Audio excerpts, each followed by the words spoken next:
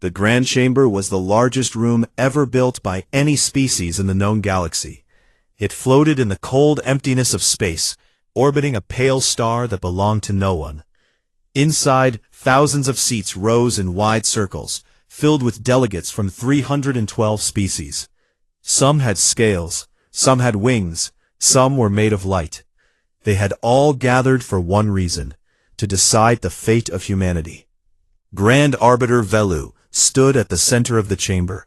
He was ancient, even by the standards of his own kind. His body was tall and thin, wrapped in robes the color of deep water. His voice carried without effort, filling the room the way a stone fills a still pond. "We will now hear the final reading of Resolution 7 Omega," he said. "The permanent exclusion of Earth and all human territories from the Galactic Council." A hush fell over the chamber. On the far side of the room, in a small section marked with a blue and green flag, the human delegation sat quietly. There were only 5 of them. Most species brought dozens. Velu read the charges slowly. Humanity had expanded too fast. They had experimented with energy sources that other species had banned centuries ago. They had refused to open their military records for council review. And worst of all, they had been spreading their ideas, their music, their stories, their strange and restless way of thinking, to younger species who were not ready for such things. When Velu finished, Delegate Morath took the floor. Morath was a Dravni, broad, armored, with a voice like grinding metal. His people were warriors, and they did not like competition. "Humans are a danger," Morath said, his words sharp and heavy. "They do not follow rules. They do not respect order. They treat the galaxy like it belongs to them. They arrived barely 200 years ago, and already they act as if they built the stars themselves." Several delegations clapped. Some stomped.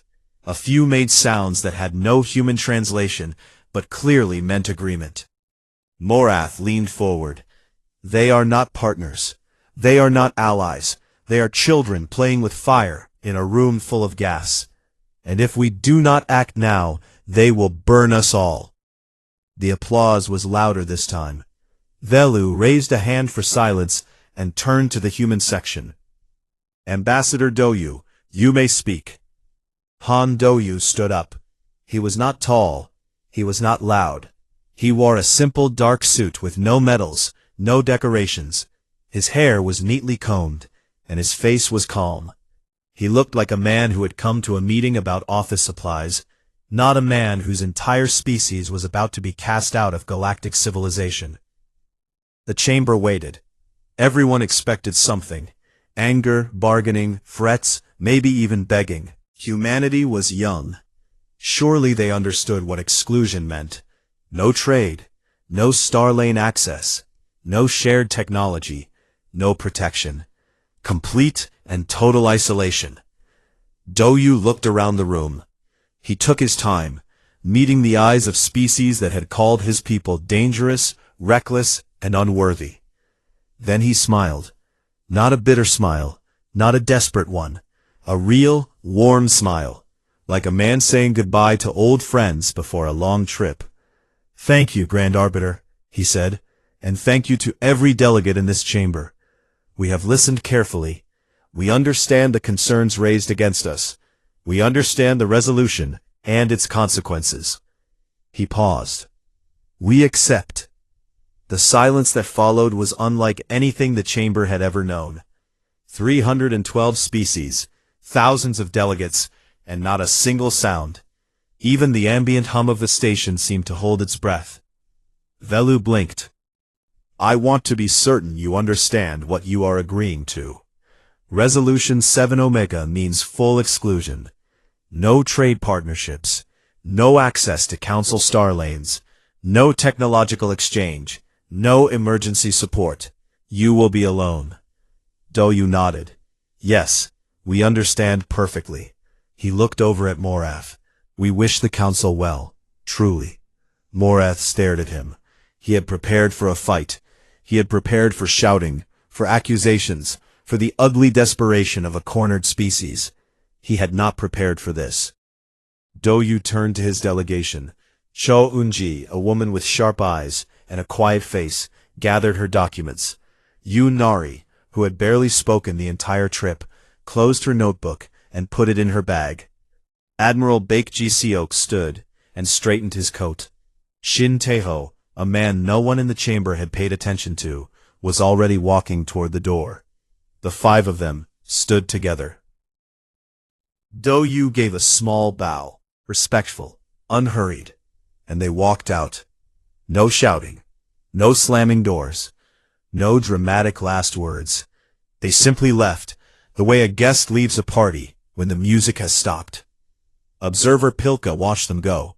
She was a Shawnee, a species known for their neutrality, their patience, and their ability to feel the emotional currents of a room the way others felt wind. Right now, she felt something she could not name. It was not satisfaction. It was not relief. It was something cold and creeping, like the feeling of realizing you have made a terrible mistake, but not yet understanding why. She turned to look at Velu. The Grand Arbiter's face showed nothing, but his hands, hidden beneath his robes, were trembling. The vote was called. Resolution 7 Omega passed with 298 votes in favor and 14 against. Earth was excluded. The delegates began to file out, already talking about other business, other problems. The human question was settled. The galaxy could move on, far below the chamber, in a docking bay that smelled of metal and recycled air. Do Yu's shuttle lifted off. The five of them sat in silence as the station shrank behind them. Through the window, the pale star of Alis 9 burned quietly against the black. Eun-ji spoke first. They looked scared. Jisok nodded. Not scared enough. Not yet. Do Yu pulled out a small communication device, not council standard, something older, something human-made. He opened a secure channel, one that no council sensor could detect, and connected to a relay that bounced his signal across 14 systems before reaching a receiver buried deep beneath the surface of Earth. He spoke one word, green light. Then he put the device away, leaned back in his seat, and closed his eyes. Nari looked at him. She wanted to ask if he was all right, but she saw the corner of his mouth, just barely, just slightly, curving upward. 6 months passed, and the galaxy waited for humanity to break. Every species that had ever been excluded from the council, and there had been a few, over the millennia, had followed the same pattern. First came the desperate messages, begging for reconsideration. Then came the economic collapse, as trade networks dried up and resources ran out. Then came the silence, the real silence, the kind that meant a civilization had folded in on itself like a dying star. But humanity skipped straight to the silence, and that was the part no one expected. Within weeks of the vote, human ships vanished from every council-monitored trade corridor. Human embassies closed their doors without a word. Human colonies along the border, mining stations, research outposts, small settlements on rocky moons, went dark. Not destroyed, not abandoned, just quiet. Cho Mg was the reason for that quiet. She sat in a hidden relay station buried inside an asteroid at the edge of human space. From here, she monitored every council communication channel, military, diplomatic, commercial, even personal, and fed the information back to Earth through a network the council did not know existed. She spent her days reading transcripts and watching patterns. She was trained to read alien body language and alien words the way a musician reads music. And right now, the music of the galaxy was changing. The confident rhythm of the council was getting faster, more uneven. Anxiety was creeping in like a wrong note in a song. They are talking about us more, not less, Eun-ji wrote in her weekly report. 17 species have filed formal inquiries about Earth's status. The Dravni have sent 2 scout ships to our border. The Ashani are asking questions no one wants to answer. Silence is working. On the other side of human space, far from any border, Yu Nari stood on a metal platform inside the asteroid belt of Sol, and looked up at something that should not have existed. It was enormous. A web of energy relays, signal towers, and power nodes stretching across hundreds of kilometers of open space. Cables of light connected station to station, pulsing with a soft blue glow that made the surrounding rocks look like they were underwater. Nari had designed most of it herself. She called it the lattice. The lattice was not one thing. It was everything. A communication network faster than anything the Council used. A power grid that could feed energy to any human ship or colony in range. And most importantly, a transportation system, a way to move ships across vast distances without ever touching a Council star lane. The Council star lanes were ancient. They had been discovered, not built. Natural pathways through the fabric of space that allowed faster-than-light travel. The Council controlled them the way a kingdom controls its roads. No access meant no travel. That was supposed to be the killing blow, lock humanity out of the lanes and watch them starve. But Nari had never trusted roads she did not build herself. Shin Taeho arrived at the construction site on a small, unmarked shuttle.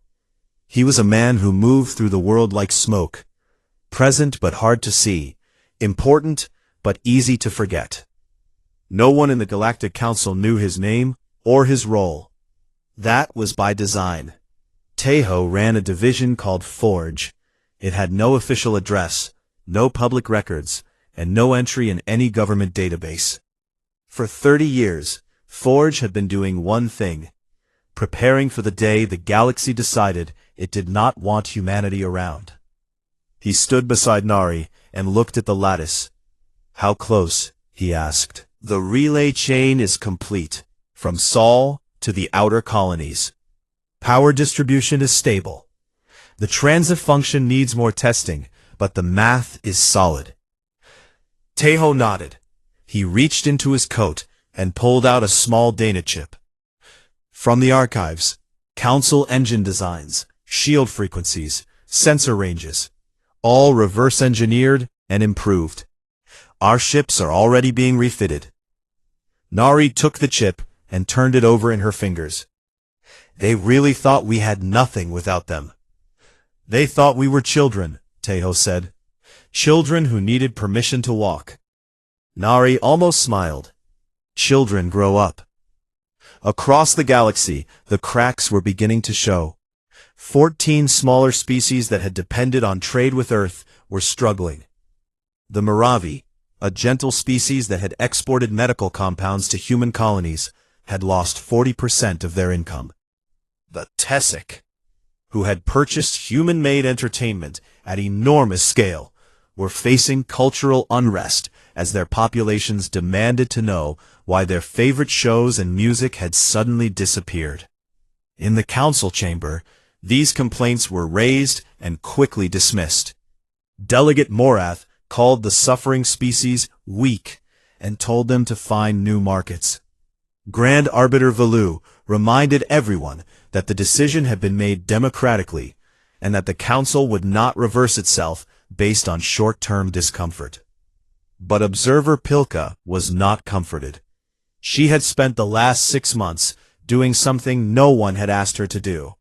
She had pulled every historical file the council had on humanity. She had read their wars, their famines, their plagues, their revolutions. She had studied the way they responded to disaster, and she had found a pattern that made her stomach turn. Every single time humanity had been cornered, isolated, outnumbered, outgunned, written off, they did not simply survive. They leapt forward. Their worst moments produced their greatest changes. Pressure did not break them. It shaped them. It made them sharper, faster, more creative, more dangerous. Being excluded from the galaxy was not going to destroy humanity. It was going to be the greatest pressure they had ever faced, and Pilka was terrified of what would come out the other side. She composed a private message to Grand Arbiter Velu. She chose her words carefully, because Ashani did not speak lightly. Grand Arbiter, I have completed an independent analysis of human behavioral patterns under conditions of isolation and external pressure. My conclusion is as follows. We have not contained a threat. I urge you to reconsider our position before the consequences become irreversible. She encrypted the message and sent it through secure channels. Velu received it. He read it twice, then he deleted it and returned to his evening meal. Far away in the cold and quiet dark of Sol's asteroid belt, Nari gave the order. The lattice had been tested in pieces. Individual relays, small jumps, short bursts. But tonight, for the first time, they would light the whole thing up. She stood at the control station, surrounded by engineers who had worked without sleep for months. She looked at the data one last time, then she pressed a single button. The lattice activated. A pulse of light, soft, blue, and impossibly fast, raced outward from the center of the array. It jumped from relay to relay, node to node, spreading across the asteroid belt, then beyond it, then farther, reaching out toward every human colony, every hidden station, every ship carrying a lattice receiver. The pulse was invisible to Council sensors. It made no sound. It left no trace. But every human in the galaxy felt it.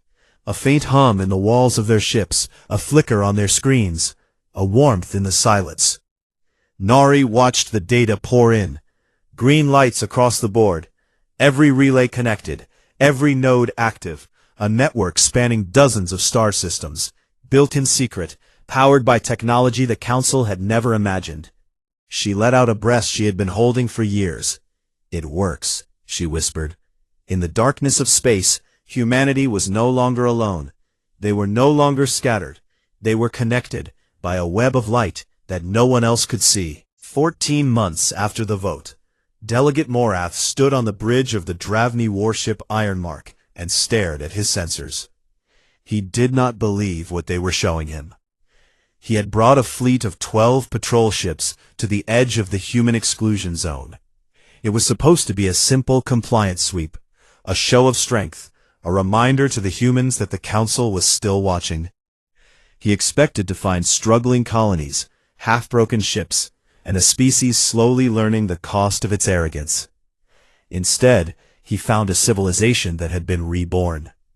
Where 14 months ago there had been a handful of modest outposts scattered across barren systems, there was now a sprawling network of stations, shipyards, and habitats. Massive structures hung in orbit around moons and asteroids, connected by streams of blue-white energy that the Ironmark sensors could not identify. Human ships, sleek, fast, and completely unfamiliar in design, moved in calm, organized formations between the stations. And behind all of it, visible like a web of glowing thread stretched across the stars, was the lattice. Morath had never seen anything like it. The energy relays pulsed with a rhythm that felt almost alive. They connected everything, station to station, ship to ship, system to system, in a network that clearly served as communication, power grid, and transportation system all at once. That is not possible, Morath said quietly. His sensor officer, a young Dravni with wide eyes, shook his head. Sir, I have run the readings 4 times. The energy signatures do not match any known Council technology. Their construction output in this sector alone exceeds what most Council species produce across their entire territory. Morath gripped the railing of his command platform. His claws left marks in the metal. He opened a communication channel to the nearest human station. The screen flickered, and then a face appeared.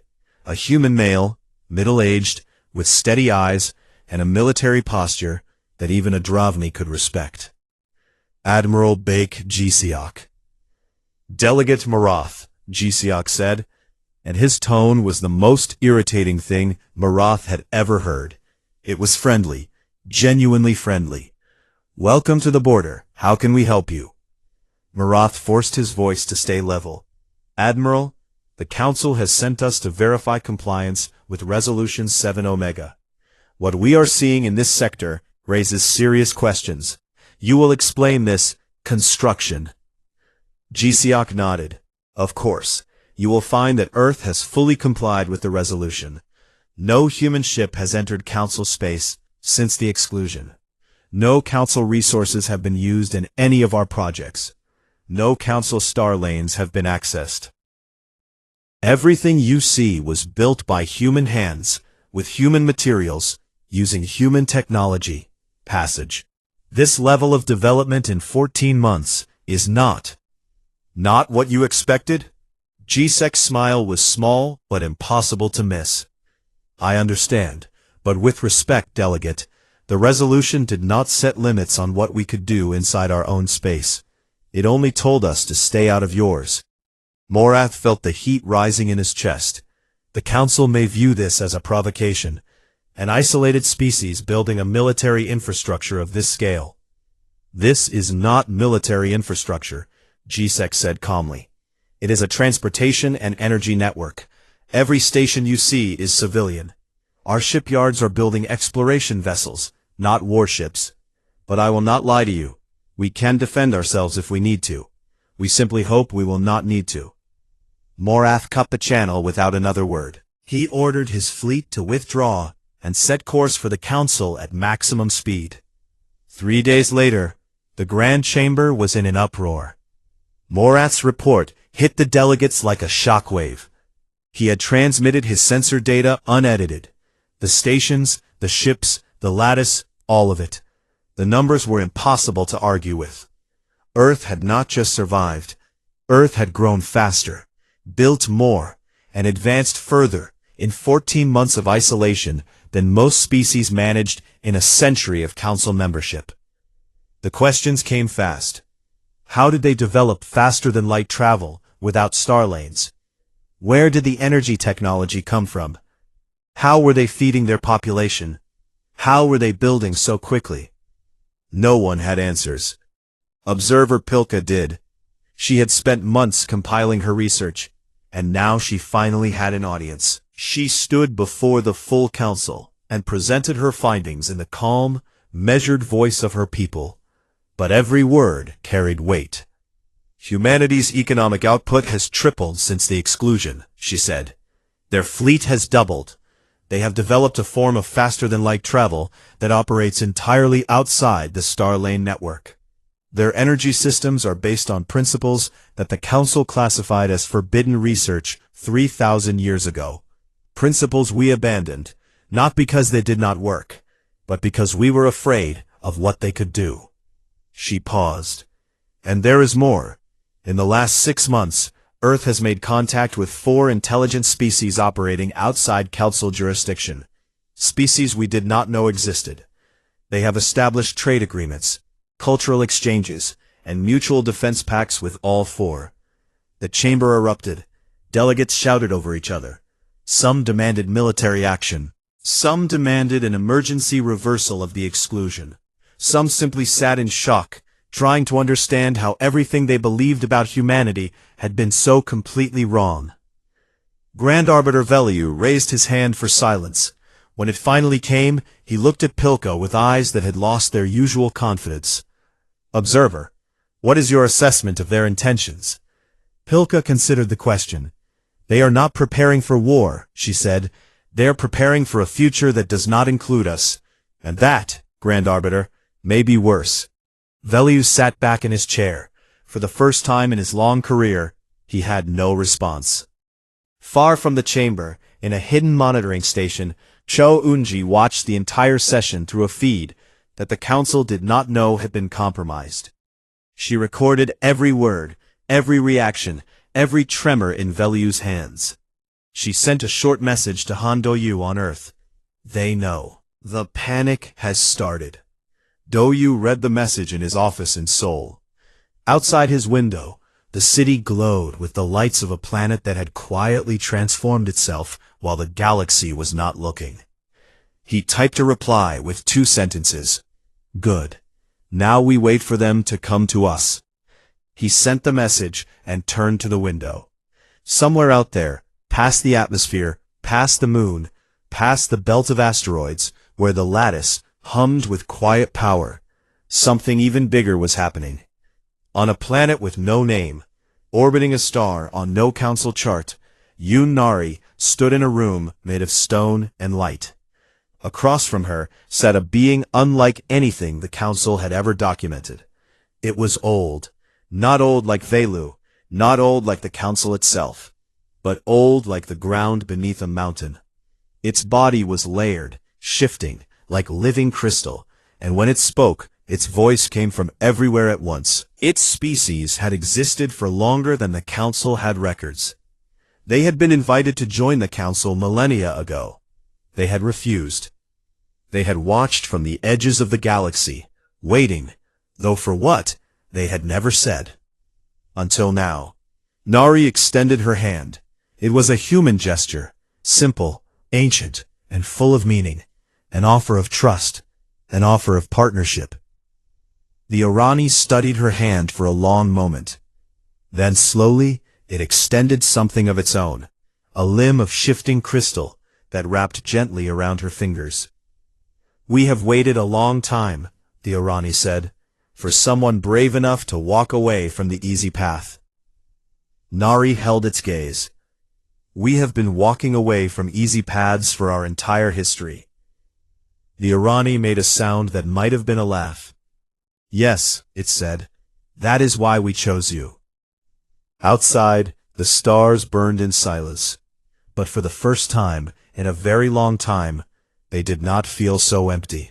18 months after the exclusion, the Galactic Council began to eat itself. It started quietly, the way all collapses do.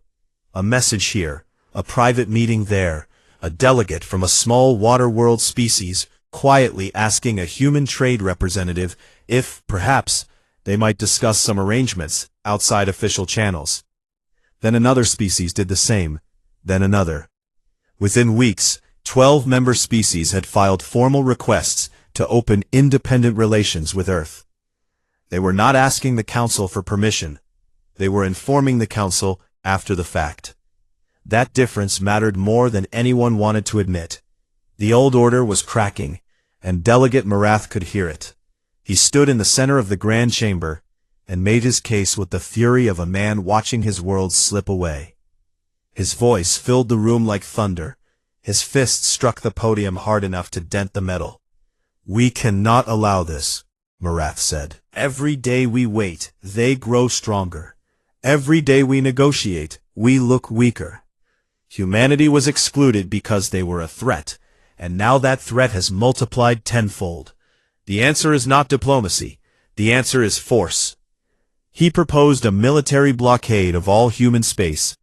200 warships from 6 species, positioned along the border to cut off Earth from the rest of the galaxy, including the new species they had contacted. If humanity resisted, the fleet would be authorized to engage. The debate lasted 3 days. Smaller species argued against it. Pilko warned against it.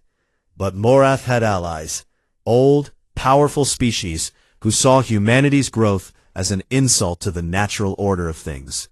Species who believed the galaxy had a hierarchy, and that hierarchy put them at the top. The vote passed, 162 in favor, 147 against. 3 abstentions. The warships began to move. On Earth, the news arrived through Cho Unji's network before the Council's official announcement had even been drafted. She transmitted the fleet composition, departure times, formation patterns, and projected arrival at the border. Han Doyu read the report in a room deep beneath the mountains of Gangwon. Across the table sat Admiral Baek Ji-sok and Shin Tae-ho. Yu Nari was present by hologram, her image flickering with the blue light of the lattice behind her. 200 ships, Ji-sok said. 6 species. Drovni heavy cruisers at the center. They are serious. Tae-ho leaned forward. Then it is time. He placed a data file on the table. The label read, Project Veil. Everyone looked at it. Veil is ready, Tae-ho said. We developed it with Orani assistance over the last 4 months. It is a defensive field that can render an entire star system invisible and untouchable to outside forces. No sensor can detect it. No weapon can penetrate it. If we activate Veil, they cannot find us, let alone fight us. Jisok studied the file. A perfect shield. A perfect wall, Doyu corrected. He was quiet for a moment. Everyone waited. We are not going to use it, Doyu said. Taeho blinked. Ambassador. A wall keeps people out, Doyu said. But we do not want to keep them out forever. If we disappear behind a shield, the galaxy learns nothing. They just learn to fear what they cannot see. That is not the future we are building. He looked at Jisok. Admiral, how many warships do we have available? 47 combat-ready vessels, another 60 in reserve. Stand them down. All of them. The room went silent. Instead, Doyu continued, I want one ship at the border when that fleet arrives. One ship. Unarmed. Diplomatic markings. He turned to the hologram of NG. And I want you on it. NG did not hesitate. What do you need me to say? The truth, Doyu said, and make sure everyone hears it. 10 days later, the Council Armada arrived at the edge of human space. 200 warships arranged in a formation that stretched across 3 light minutes of open void. Dravmi heavy cruisers at the front. Energy weapons charged, shields at full power. And floating in front of them, alone in the dark, was a single human ship, small, unarmed. Its hull was painted white, and it carried the blue circle of Earth's diplomatic service on both sides. On the bridge of that ship stood Cho Enji. She was calm. Her hands did not shake. She had spent her whole life reading the emotions of alien species. Now she was going to speak to all of them at once. She opened a communication channel, not a narrow beam to the fleet commander, but a wide broadcast on every frequency the galaxy used. Military channels, civilian bands, emergency frequencies, entertainment networks. Every screen, every speaker, every receiver in Council space. And she spoke. People of the Galactic Council, my name is Cho Eunji. I am speaking to you from an unarmed ship at the border of human space, where a fleet of 200 warships has been sent to threaten my people. She paused. The broadcast was live, unblockable. The lattice made sure of that. 20 months ago, your council voted to exclude Earth. You told us we were too dangerous to stand beside you. Too reckless, too wild. So we left. We did not argue. We did not fight. We respected your decision. And we walked away. Her voice was steady and clear. In the time since, we have built a new network to connect our people. We have reached out to species your council never knew existed. We have grown, not because we wanted to prove you wrong, but because that is what we do. When we are alone, we build. When we are afraid, we create. When the road disappears, we make a new one. She looked directly into the camera. Across the galaxy, billions of beings from hundreds of species were watching. And now you come with warships. You come with weapons and threats, because our survival frightens you. But I want you to know something. We will not fire on your fleet. We will not run. We will not hide.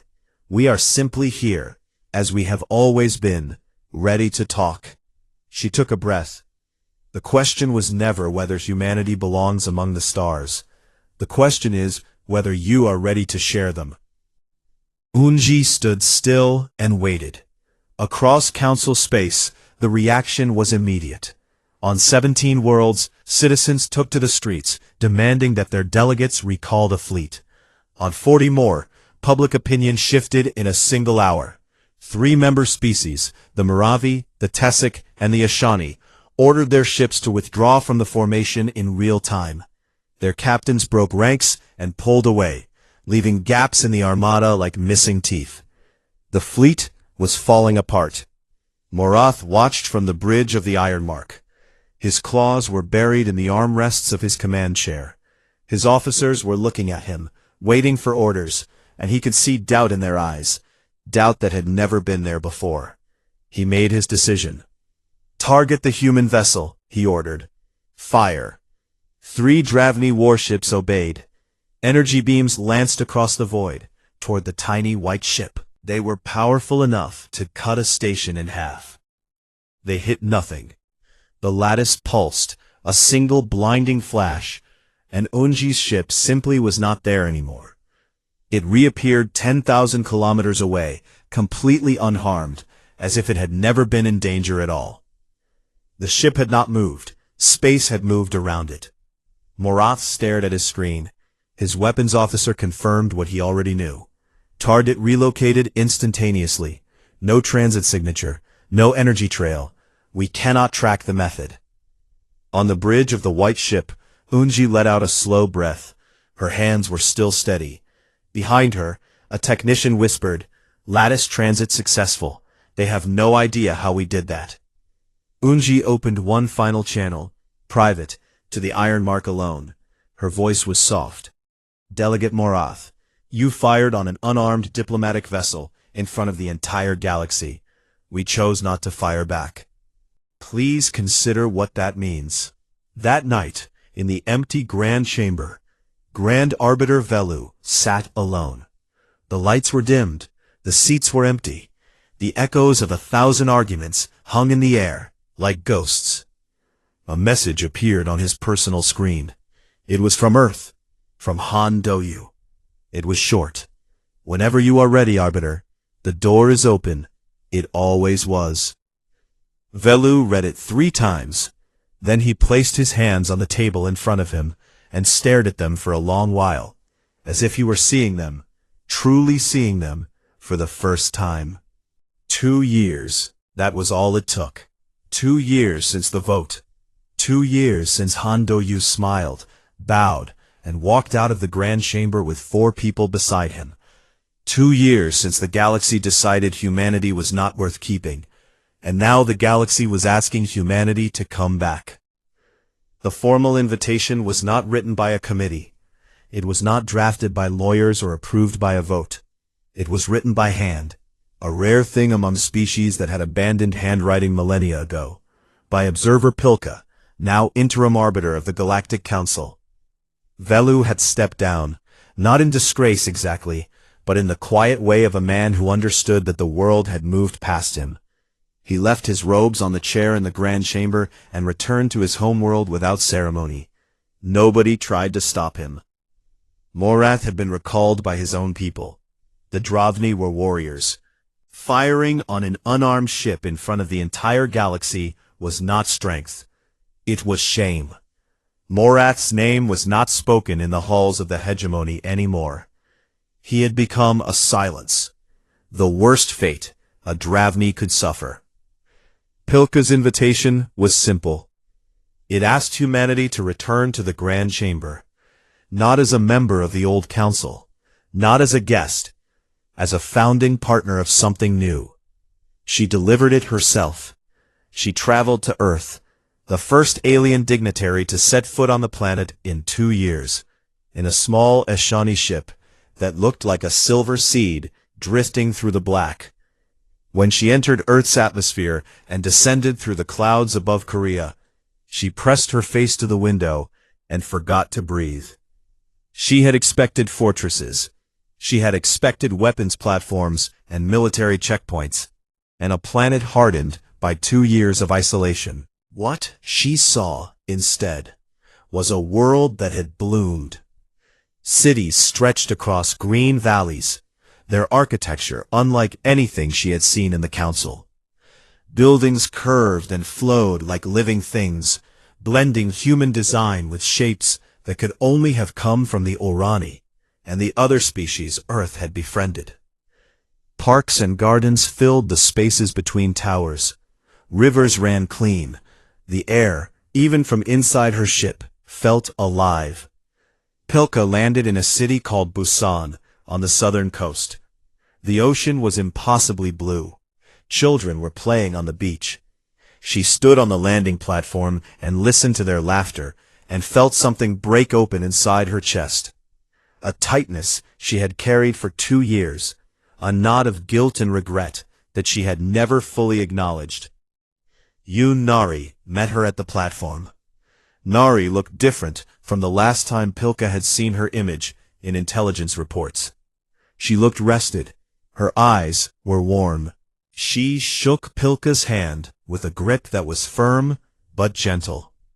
Nari took Pilka to the lattice control hub, a vast, quiet room beneath the mountains, filled with light. Screens showed data from across human space. The lattice hummed softly, a sound that felt less like machinery and more like a heartbeat. Pilka looked around in wonder.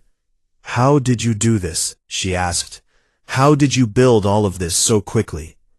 Nari thought about the question. She looked at the screens, at the data flowing in from colonies and stations, and ships spread across dozens of star systems. Then she looked back at Pilka. "You locked us in a room and told us we had nothing," Nari said. "So we looked at each other and said, well, let us get to work." She shrugged. "That is all it ever is with us. We see a problem, we get to work. We have been doing it for 10,000 years. I think," she said, "that is what frightened the council most." "Probably," Nari said, and then she smiled. The first real smile Pilka had ever seen from a human directed at an alien. It was like sunlight. The day of the return arrived on a Tuesday. It was unremarkable as days go. No special alignment of stars, no ancient prophecy fulfilled. Just a Tuesday, which felt right. Humanity had never needed the universe to arrange itself around them. They just showed up and got started.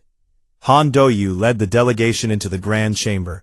The same room, the same seats, the same pale light falling from the ceiling like frozen rain. But everything else had changed. The seats that had once been filled with 312 species now held 340. The new species, the Urani, the Fendu, the Siliki, and the Tavani, sat among the old members, their presence a living reminder that the galaxy was bigger than the council had ever admitted. Do-yu walked to the center of the chamber. He wore the same simple dark suit he had worn 2 years ago. No medals, no decorations. His hair was a little grayer. His eyes were the same. He did not gloat. He did not remind them of the vote. He did not list the ways they had been wrong. He simply stood there, looked around the room, and began to speak. 2 years ago, I stood in this room and accepted your decision to exclude Earth. I told you we understood. I told you we wished you well. I meant both of those things. I still do. His voice was calm, measured, the voice of a man who had nothing to prove. What happened after that was not revenge. It was not defiance. It was simply us being who we are. Humans build. We connect. We reach out. When we found ourselves alone, we reached out to those who were also alone. And we found that the galaxy is far larger, far richer, and far more beautiful than any single institution can contain. He paused and looked at Pilka, who sat in the Arbiter's chair. She nodded. Today, I do not ask to rejoin the old council, Do-yu said. The old council was built on the idea that some species lead and others follow, that some belong and others do not. That idea was always wrong. It was wrong when it was used against us, and it would be wrong if we used it against anyone else. He reached into his coat and produced a single document. Real paper, handwritten, in a tradition older than any species in the room could understand. I propose the Open Accord, a new framework for galactic cooperation. No species will be excluded. Knowledge will be shared freely. Disputes will be resolved through dialogue, not votes of exile. And the lattice, the network my people built in the dark, will be shared with everyone. Every species, every world, no conditions. The chamber was silent. Then, slowly, the Urani delegate rose. Then the Maravi. Then the Tessic. Then the Ashani. One by one, species stood, not in applause, but in agreement, in acceptance, in something that felt, for the first time in the chamber's long history, like genuine unity. The vote was unanimous. Afterward, when the delegates had filed out and the chamber was nearly empty, Cho Wen-ji sat in the gallery above. She had watched the entire session from there, recording every moment, not for propaganda, not for leverage, just for history. She believed that some moments deserved to be remembered exactly as they happened, without editing or spin. She closed her notebook and looked down at the empty chamber. A small smile crossed her face. Admiral Baek Ji-sek received the news on his flagship, in orbit, above Earth. He read Doyu's message, then issued a single order to the entire fleet. Stand down all combat designations. Every warship was to be refitted for exploration, effective immediately. His executive officer looked surprised. All of them, sir? All of them, Ji-sok said. We are done preparing for war. Time to see what else is out there. Shin Tae-ho sat in his office deep beneath the mountains and signed the declassification order for Forge. 30 years of secret research, energy systems, materials science, medical breakthroughs, engineering innovations, all of it released to allied species without restriction. He looked at the stack of files and felt something he had not expected. Relief. He was tired. He had carried these secrets for so long that putting them down felt like setting down a weight he had forgotten he was holding. That evening, Pilka found Doyu standing alone on a balcony overlooking the ocean. The sun was setting, painting the water in shades of gold and red. The wind carried the smell of salt and flowers. She stood beside him in silence for a while. Then she asked the question that had been living inside her for 2 years. Were you ever afraid? When we cast you out? When you stood in that chamber and accepted it? Were you ever afraid it would break you? Doyu did not answer immediately. He watched the waves roll against the shore, one after another, endless and patient. He thought about the days after the vote, the sleepless nights, the doubt, the weight of being responsible for an entire species with no safety net.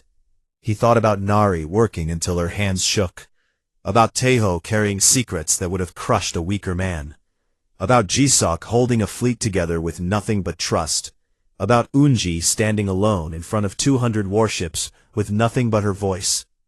Every single day, he said, but fear has never stopped us. It just tells us where to go next. Pilka looked at him. She understood, finally, what it was she had felt 2 years ago when the human delegation walked out of the Grand Chamber. It was not dread, it was recognition. She had been watching a species that did not know how to give up, and some part of her, some ancient buried part, had known even then how this story would end. They stood together as the last light faded. Below them the ocean whispered against the land, as it had for billions of years before any species learned to build ships or write laws, or argue about who belonged among the stars. Inside the Grand Chamber, now empty and dark, a new star map flickered to life on the central display. It was not the old map, the one with borders, exclusion zones, and territories marked in the colors of whoever claimed them. It was a new map, open, unbound. Every star connected to every other star, with no walls and no gates. And in the middle of that map, small but steady, a blue dot pulsed with quiet light. Earth, still here, still building, still reaching out, still grinning.